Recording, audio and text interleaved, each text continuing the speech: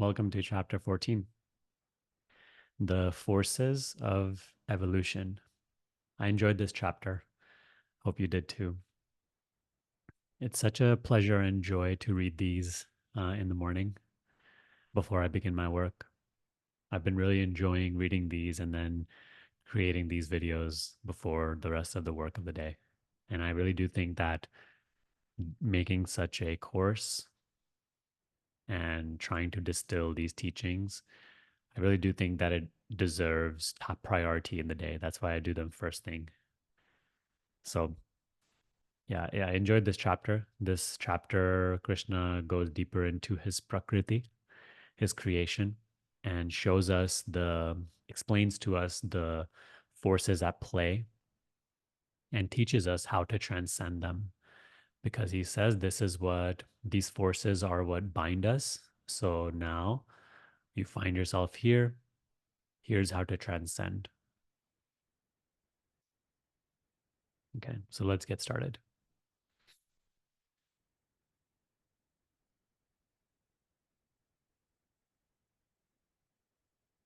So, verse 1, Krishna says, "Let me tell you more about the wisdom that transcends all knowledge."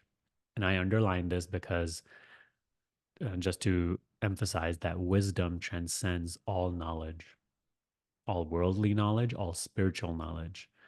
Wisdom is not conceptual, wisdom is knowing how things really are. And therefore, it transcends all knowable things. And this is the wisdom, he says, through which the saints and sages attained perfection. Those who rely on this wisdom will be united with me. For them, there is neither rebirth nor fear of death. So, if we want to realize our true nature, if we want to be united with Krishna, we have to rely on this wisdom and live this wisdom like it is the word declared by God, right? And if you feel a sense of truthfulness in this teaching, then it shouldn't be difficult. Practicing it is difficult, but having that conviction that this is the wisdom that will free you from the bondage of this world, that itself won't be difficult. Application is still difficult because our entire conditioning is opposite to it. And what the world teaches us is the right thing to do is opposite to it. In the world, you are respected and valued if you are just trying to make something of yourself as a person, and if you gain a lot as a person. So here, you are being taught to live the dharma, live your unique dharma, live the spiritual teaching, work selflessly in whichever theme you find yourself in, and be alike in all the dualities of life.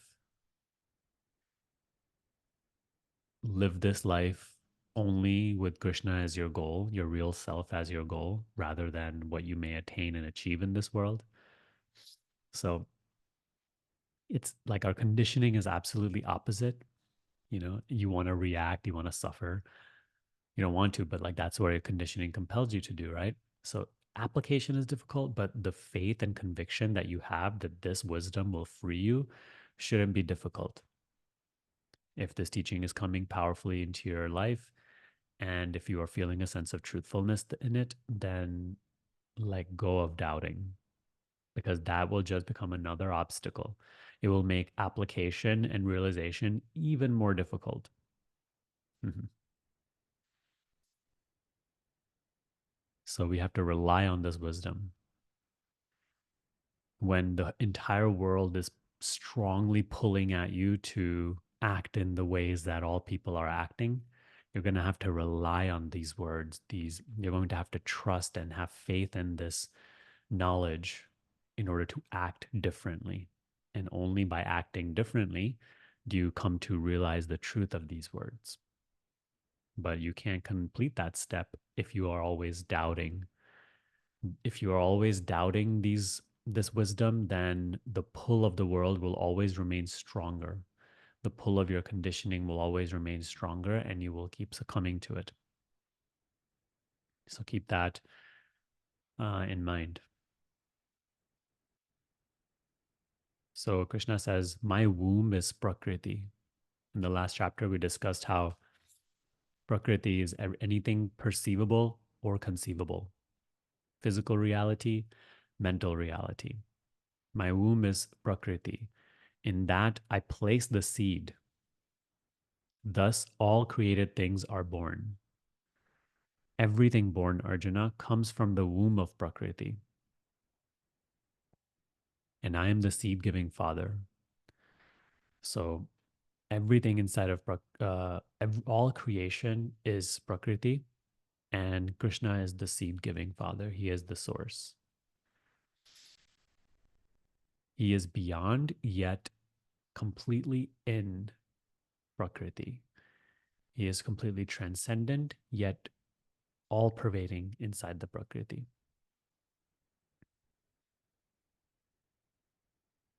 It is the three gunas born of Prakriti, sattva, rajas, and tamas, that bind the immortal self to the body. So the three gunas, as we discussed in previous chapters, so they're mainly, this chapter is mainly about the three gunas, right? Sattva, which is purity, harmony, clarity, consciousness. Rajas is motivity, action, greed, desire. And tamas is ignorance, sloth, uh, destruction, dysfunction, delusion. And I apologize, I'm sniffling a little bit today. I'm getting some allergies. The springtime is very active here right now in Florida. So the play of the three gunas, they bind us. So we have to transcend the play of the three gunas. And right, how do we do that? Krishna is going to explain. Sattva, pure, luminous, and free from sorrow, binds us with attachment to happiness and wisdom. So, we think that sattva, right, such a high state to attain. Most spiritual people are just trying to attain a state of sattva, which is free from intense suffering. It is more pure, harmonious life. It's almost like heaven on earth. But that is also a form of bondage. We have to, so sattva binds us if we are attached to happiness and wisdom. So this is where a lot of spiritual people get stuck, because they only started their path because they were deeply in a state of suffering. So once their experience is pure, happy, harmonious, they become stagnant because, they still need to mature towards the desire, the deep desire for truth. That's why I always recommend to you also, don't make your meditation practice just a chase for pleasant feelings. If you only make spirituality a chase towards the acquisition of pleasure, you may get the pleasure, but you will miss the point of the spiritual path. But if you go for the truth, you will attain pleasure also. You will attain harmony and peace also. But it will not be a permanent experience even then. That's because it can never be a permanent experience, no matter how spiritual or realized you become. Realizing that, stop chasing it. People, I get the most pushback on this, out of all things. They say, I don't really want the truth, or like that I want the truth, but that's not my highest priority. My highest priority is happiness or wisdom or um, peace. Do you think any of these things are actually really possible without truth? It's like going for the lesser. You may gain the lesser, but first of all, it's transient, so you can't hold on to it, and you will miss the greater. But going for the greater, you gain the lesser also. It's like that Christian teaching. I don't know exactly what it is, but it says something along the lines of seek first the kingdom of heaven, and everything else will be added on to you. Don't try to seek other things and hope that the kingdom of heaven will fall into your lap. You cannot transcend the play of the gunas if you are only chasing things inside of the play of the realm of the gunas. So sattva, free from sorrow, binds us with attachment to happiness and wisdom.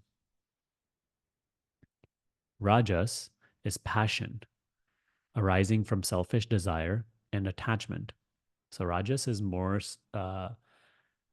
rooted in personal identity. Therefore, it's dominated by selfish desire and selfish passions.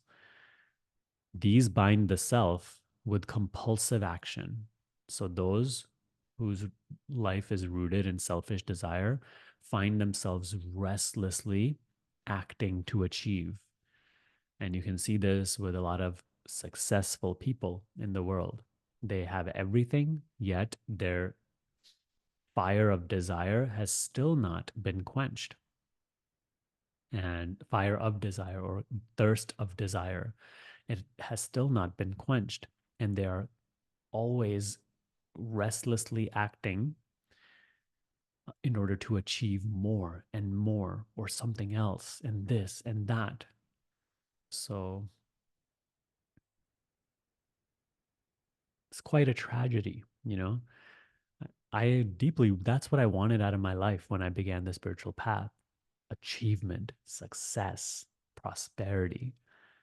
And I'm not saying those are bad things. Of course, as a person, I still desire them. And we have a love of the self. So we want to make our life harmonious and happy and successful. That's okay. But doing it blindly and living your entire life with that as your main goal is a tragedy, because you will never find it. This thirst for desire can never be quenched. Desire is a bottomless pit, always. So these bind the self with compulsive action. Tamas, on the other hand, is born of ignorance, deludes all creatures through heedlessness, indolence, and sleep. So you can see tamas as like the lowest of our nature, you know. People who are dominated by tamas, they are the ones who hurt others for their gain. It's also capable of rajas.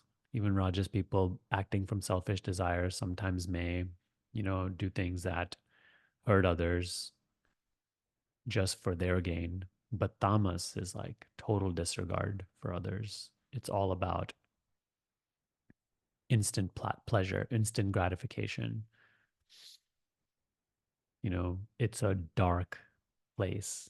It's almost like hell on earth, where you begin to even fall into, let's say, like a lot of drugs and total imbalance, where there's no moderation in your life and no balance and no structure, and there's just a darkness which is taking over your entire thought and action. So tamas is darkness. That's the way I see it. So sattva binds us to happiness. It's funny, right? How when we just start the spiritual path, like how can happiness be bondage? Yes, even happiness is bondage. Wisdom, bliss, pleasure. All this is also bondage. Rajas binds us to action, and tamas, distorting our understanding, binds us to delusion. So we have to know the three gunas to transcend them. Now you are learning about them, so you'll be able to observe the play of the gunas in your life, and therefore you'll be able to transcend it. I found this teaching very helpful throughout my spiritual journey. Sattva predominates when rajas and tamas are transformed. So most of us, when we come on the spiritual path, tamas and rajas is the dominant aspect, and sattva is dormant. So um, as we as we live a spiritual life, as we meditate, sattva quality matures. And you may notice that, like, as you went on the spiritual path, your entire worldview started to change, the way you started to see things. Your interests started to change. The people you spend time with started to change. What you like started to change. How you act started to change. I can tell you for myself, like the way I used to perceive the world was so different, very dark. Um, a world where then like as I started to, so I began with tamas and then slowly made my way to rajas, and then the world was a place where I had to achieve a lot and prove my worth and make my own place in the world so that I can be better than others. You know, in tamas and rajas, my personality was entirely different. What you see me today, of this person today, is entirely different than what I used to be before the spiritual path, you know.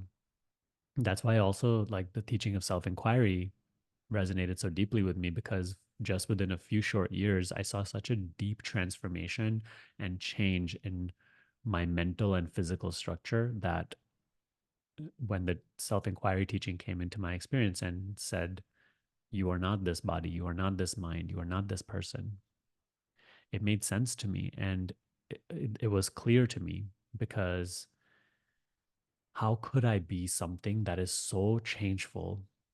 How could I be something that changed so fast? And I noticed that, like, as my whole mental and physical structure went through that transformation and change, I still felt as the same self. I was still the same me. Sunny had changed a lot, had transformed from one person to another person, but I was still the same me. You see, so this was the beginning of the maturing of sattva in my experience. So sattva predominates when rajas and tamas are transformed. Rajas prevails when sattva is weak and tamas overcome.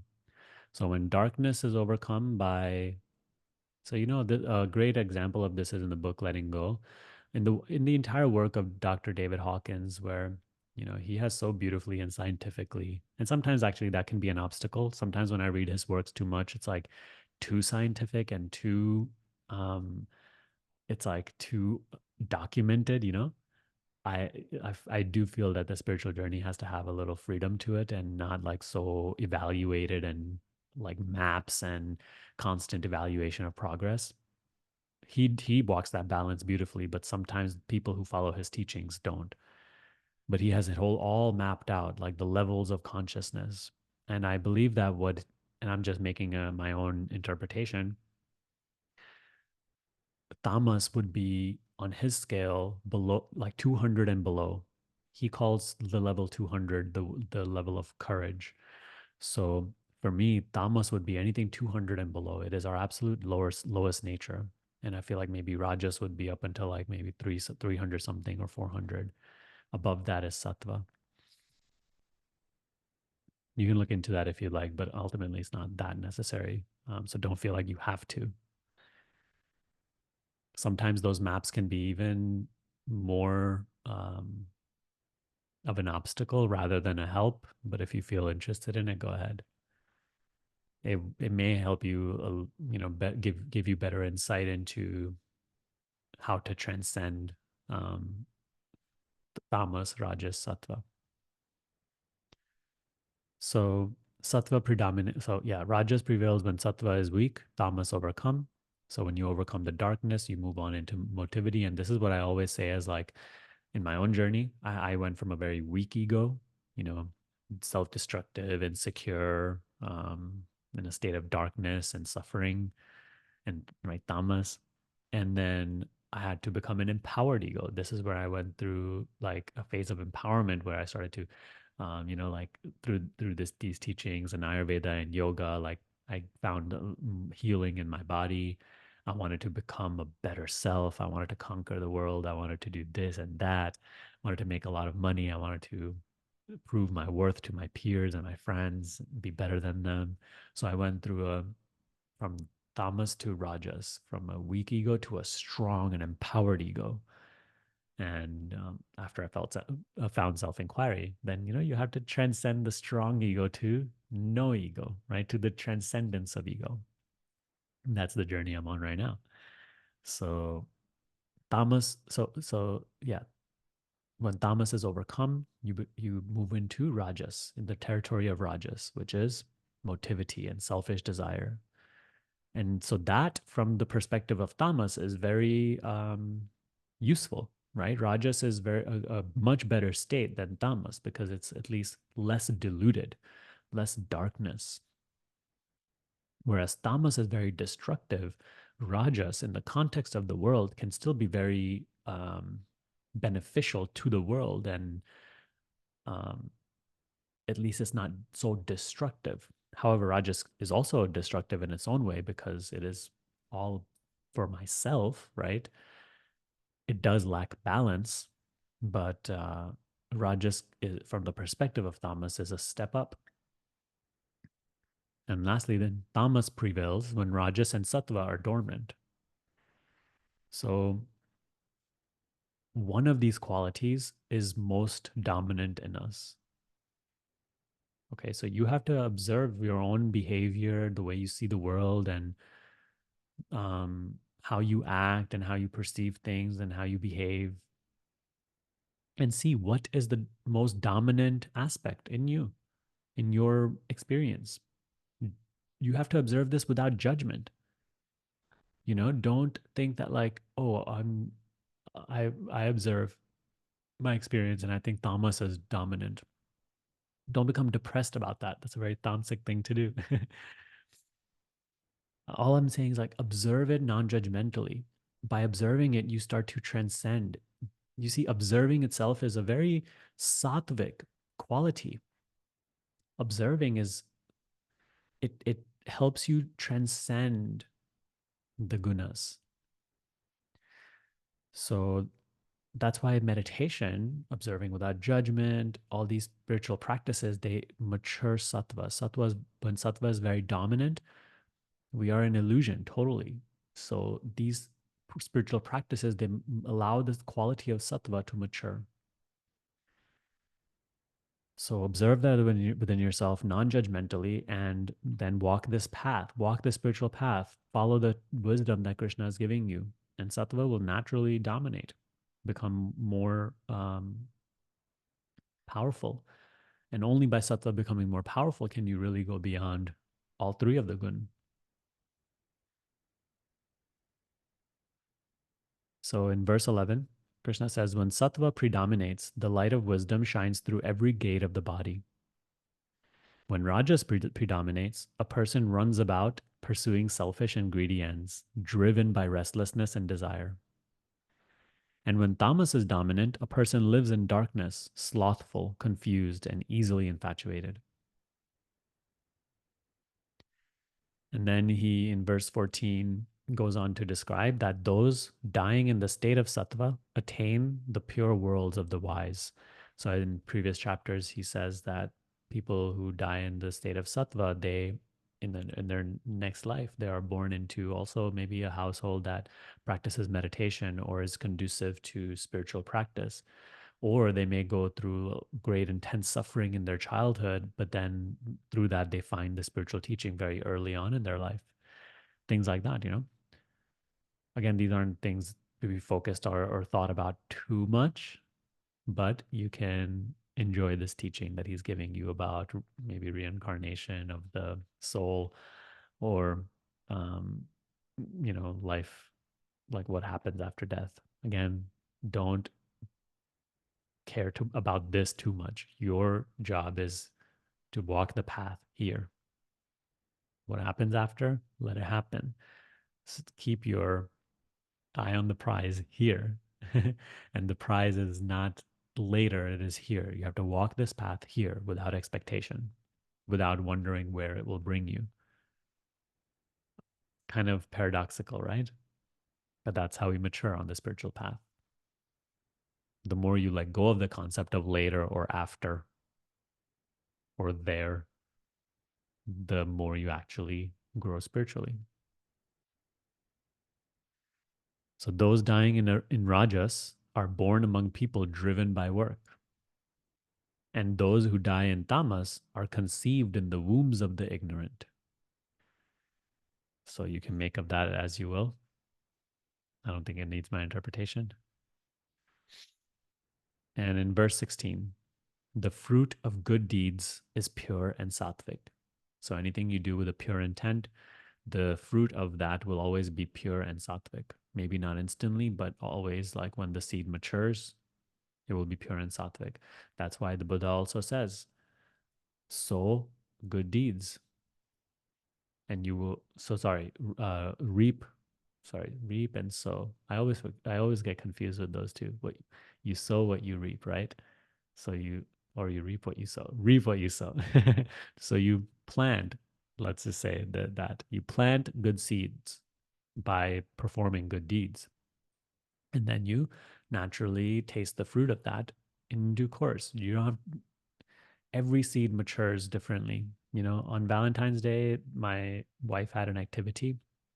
She got like this date box, and we, like, in the date box, there was this little pot. And within that, we planted three different seeds. One was sage, one was basil, and the other one was mint. And although we planted them at the same time and watered them perfectly, the same time, every single time I watered them equally and everything, and they're all in the same place, would get the same amount of sun and exposure, but they all sprout in different times. Sage came first, you know, basil came slowly way after. Mint still hasn't come. So I don't know if we just planted that wrong, or it maybe the mint grows even slower than that. We'll come to see. But regardless, everything has a different gestation period. Just like that, all your motives and actions sprout in different times. But the natural law declares that the fruit of good deeds is pure and sattvic. Therefore, fill your life with them. The fruit of rajas is suffering. This I found very, very enlightening, especially when I was in the state of attachment to desire, selfish desire for achievement and this and that. Because Krishna states here, and that is the state that I observed in a lot of successful people too, the ones I wanted to be like. He says the fruit of rajas is suffering. No exception, no other thing, right? The fruit of rajas is suffering. So any deed that is rooted in selfish desire, it's just about me, me, me, what I can gain, what I can gain. No matter how much you achieve, the fruit of it is suffering and pain. Maharaj used to say the same thing. He said desire ends in two ways, either in more desire, which is suffering, or in the full. So he said, if desire gets fulfilled, and Krishna said that too, actually. If desire gets fulfilled, it leads to more desire. And if desire goes unfulfilled, it just leads to pain also and anger. So desire, there's no happiness in desire. Whereas funny thing is, all desire is chasing and seeking is a state of fulfillment. But desire is the very hindrance to fulfillment. Funny, right? The fruit of rajas is suffering. No achievement brings happiness. It doesn't mean don't achieve. Through selfless work, you do achieve many things. But your life is not just for that achievement. Your eyes are set on a much greater thing, on Krishna itself. And you won't be attached to the fruit of your deeds either.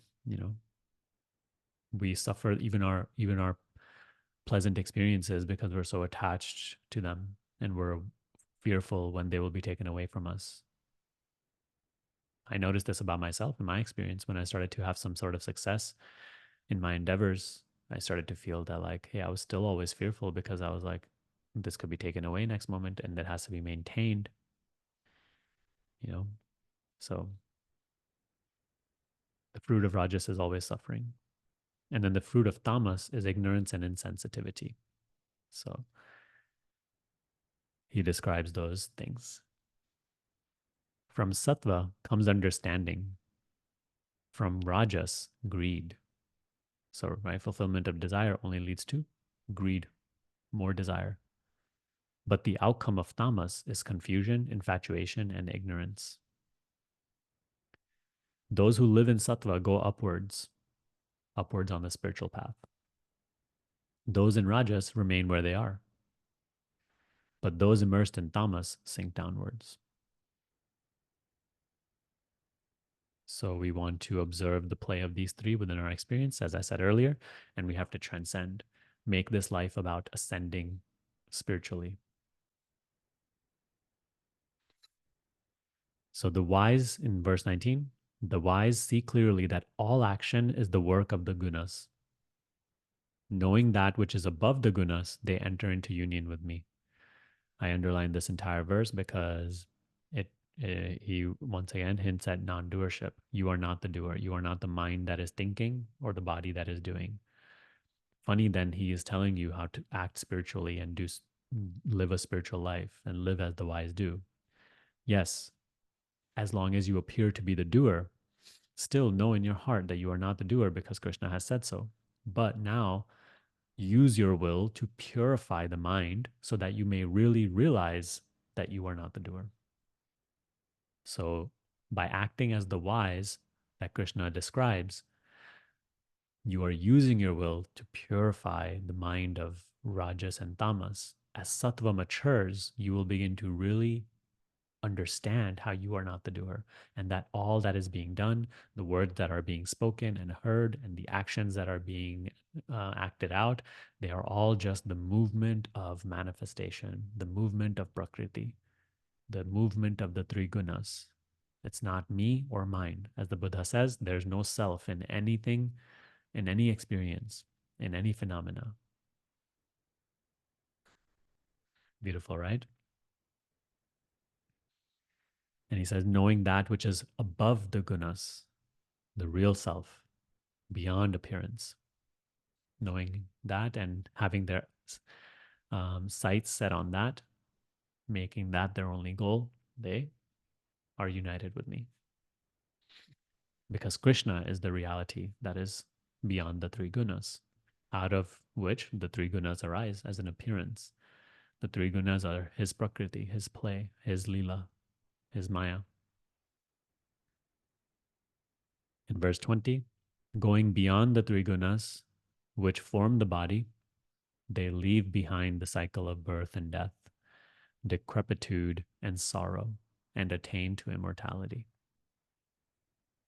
And so a question by Arjun. And notice how we are almost towards the end of the book. You know, Arjun is asking barely any questions now. He's just this devotee of Krishna, and he's just taking in all that Krishna is sharing with him, fully accepting it and acting on it. So shows you the nature of our spiritual journey as well, right? Less and less questions as we really go on. Arjuna asks, what are the characteristics of those who have gone beyond the gunas, O Lord? How do they act? How have they passed beyond the gunas hold? So he's asking for instructions. And he says, you've shared with me what the gunas are and how they act in this appearance. Now please share with me, how do the wise go beyond the gunas? How can I also transcend them? So 22, Krishna says, they are unmoved. So he's describing the wise, the ones who have transcended the gunas. They are unmoved by the harmony of sattva, the activity of rajas, and the delusion of tamas. So, right, they're not attached to the harmony of sattva. They are not bothered by the activity of rajas, and they are not deluded by the delusion of tamas. You may not say, but like the wise still experience these three gunas. Yes, life as you know it, the entire physical and mental manifestation is the work of the gunas. And in all things, the three are present. It's not that as you mature in sattva, the rajas and tamas completely get destroyed. They are still there, but in lesser portion. All created things have three gunas at all times. But the spiritual aspirant, the wise, The sattva is the dominant quality.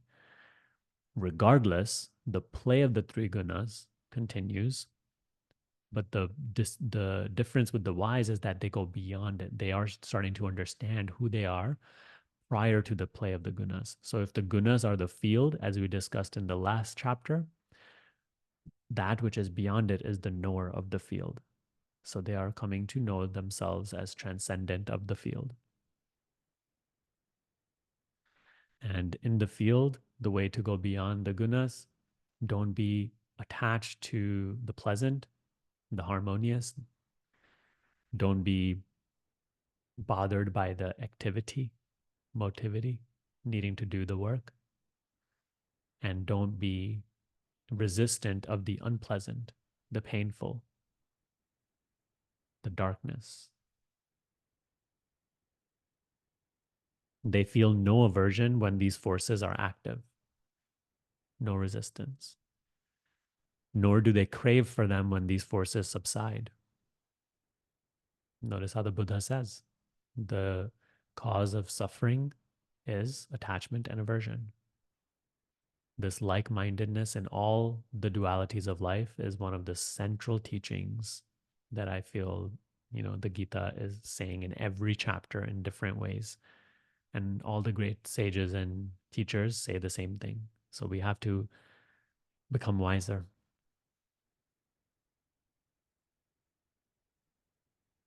In 23, they remain impartial, undisturbed by the actions of the gunas. Impartiality, evenness of mind, non-attachment. And knowing that it is the gunas which act, they abide within themselves and do not vacillate. It reminds me of the teaching of Ashtavakra Gita, where Ashtavakra says that the wise act, but they do not act. And even earlier in this, in the Gita, Krishna says that even within inaction, there's action, and in inaction, there's inaction as well. The wise act, but they never act. So it's like, what is he talking about? This is what he's talking about. Action happens, but the wise understand that it is the work of the gunas and they are beyond. So they do not identify with the moving body and the deciding and discerning mind. That's how sometimes Maharaj, says this thing, or Ramana says, he's like, I do not act. I'm not speaking. I'm not doing. You mistake me for the body. When I heard these things, when I was just beginning these teachings, they were fascinating to me and also a little bit crazy, right? But as we mature in sattva, they start to make much more sense.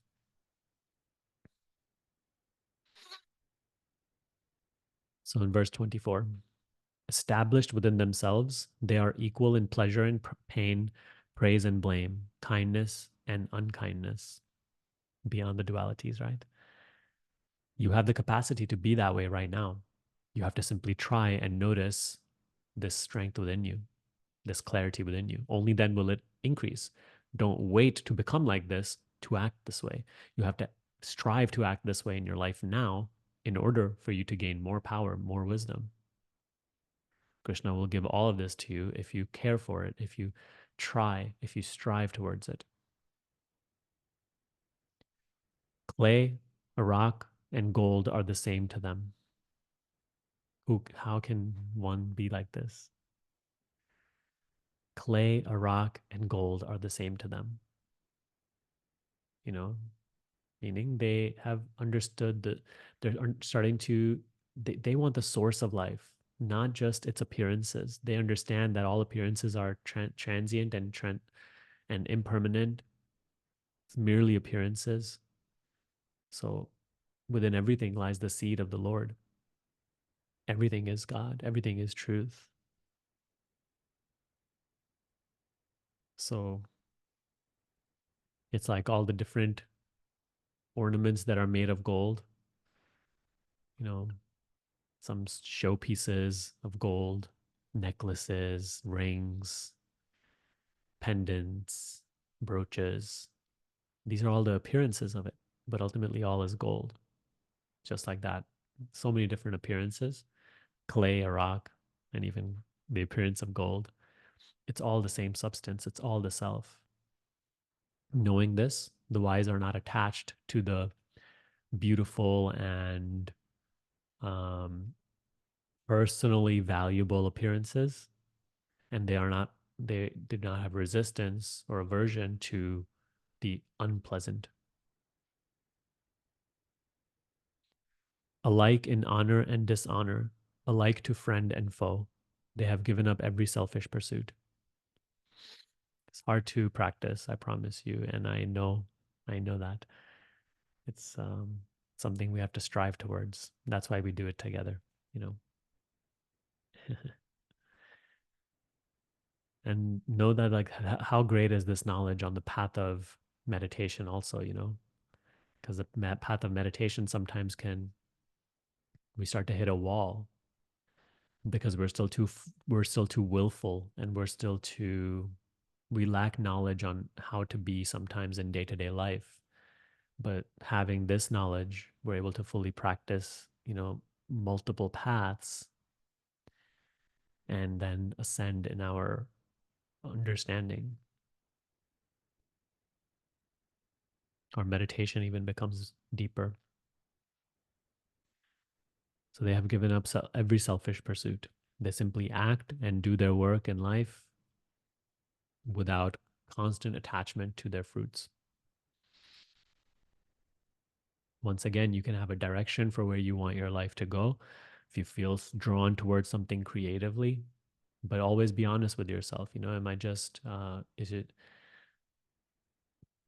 trying to gain? And what are my motives? Am I just trying to prove something to someone or even to myself? Or do I really feel like, you know, my happiness is on the other side of those things? So by being honest with yourself, you'll be able to root out many selfish and nonsense motives. Sometimes you may observe that within yourself that you are only doing it for like personal gain and whatnot, and still you still want to do it. I say do it, go for it. And on the path, you will learn. On the path of chasing even your selfish desires, you will mature. Just keep trying to do your best to live by these words and practice the teaching to whatever degree you can, because then even your selfish pursuits will help you mature spiritually. No, that's what I did. You know, a few years ago, I couldn't give up the my selfish pursuits. You know, even today, I have some selfish pursuits, but it's like I try to be self honest as much as I can and fully let go of what I can. But then even things where I know I'm not being true to the word of God, to this teaching, then I allow myself to just go through those paths. But then I practice this at every turn. I strive to do so at least. You don't have to be perfect. That's the beautiful thing. You know, I'm totally not perfect with my spiritual practice, but we have to strive towards that. And Krishna bestows more and more wisdom to us. And that's why I have written on the side of this paragraph, Lord, please give me strength to live like this. Because I feel weak, you know, I feel unable to sometimes act this way. Sometimes it comes easy, but sometimes it's like I don't know how to do this. I don't know how to let go. I don't know how to walk this way in life. So all I can do is surrender and pray to God for strength and clarity and wisdom to be the way that the wise are. So that's what I would recommend to you too. Pray to God sometimes, pray to Krishna or whoever you pray to, your source. Ask for strength to be this way, to live in this way. That prayer will never, you know, when that prayer is genuine, it will never go unanswered. So Krishna says, such are those who have gone beyond the gunas. And the last verse, by serving me with steadfast love, a man or woman goes beyond the gunas. Once again, devotion to Krishna, self-realization should be our highest pursuit. That's how you make it beyond the gunas. From that priority will come all the strength and clarity to live in this way. Such a one is fit for union with Brahman. For I am the support of Brahman, the eternal and the unchanging, the deathless and the everlasting dharma, the source of all joy. Beautiful chapter. Let us go over the main points.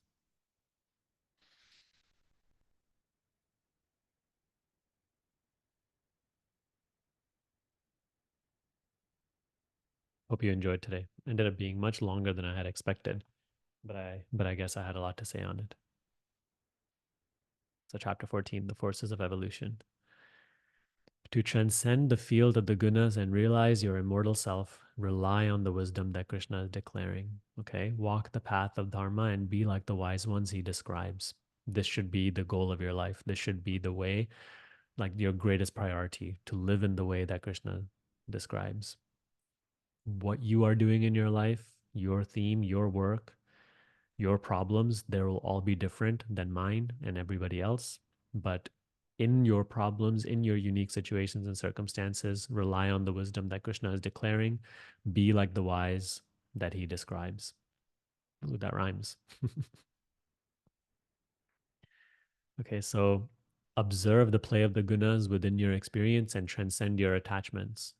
If you find tamas is dominant, then transcend the need for instant pleasure.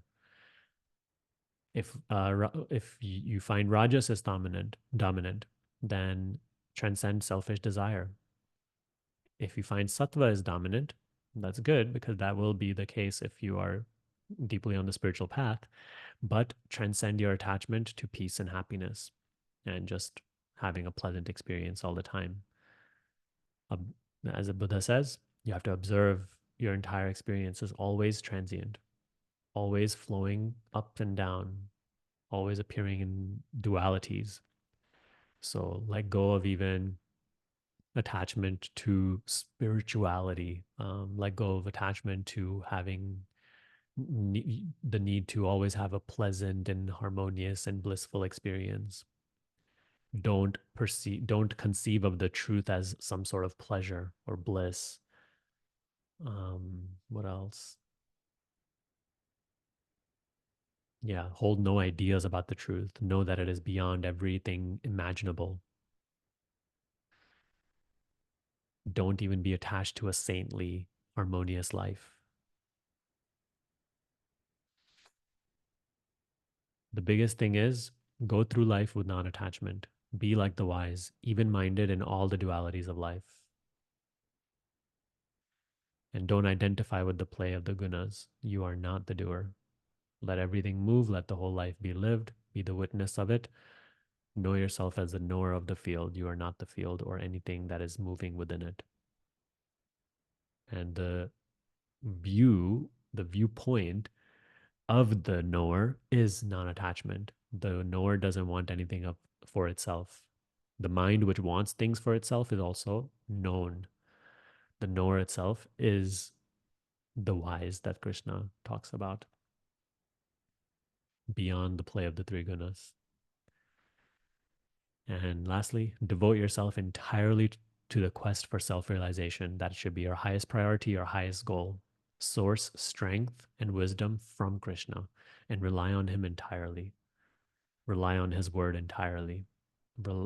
Act according to his word completely in your life, and you will mature. All right, let me know what you thought of this. I really enjoyed today's chapter. Yeah, and if you have any questions, also feel free to share. Bye. Have a good day.